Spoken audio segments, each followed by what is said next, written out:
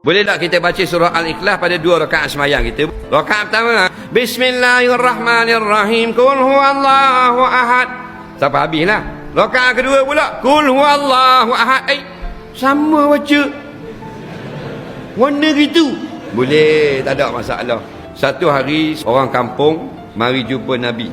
Dia mari ni kerana berlaku kisah ni di imam di kampung dia.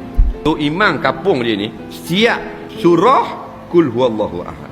Sembahyang subuh rakaat pertama Qul huwallah, rakaat kedua Qul huwallah. Sembahyang maghrib Qul huwallah, rakaat kedua Qul huwallah. Sembahyang Jumaat Qul huwallah juga 2 rakaat. Sembahyang raya Qul huwallah juga. Orang panggil tu imam kulhu. Jadi beberapa orang jemaah tak puas hati, lalu pergi jumpa Nabi nak buat pengaduan di bandar Madinah. Siapa? Nabi kata, ada apa hal? Kami ada masalah besar di kampung kami. Imam sembahyang jemaah kami ni sentiasa baca surah Qul huwallahu ahad setiap rakaat. Nabi kata, betul ke? 2-3 orang, betul Rasulullah, kami sebagai saksi.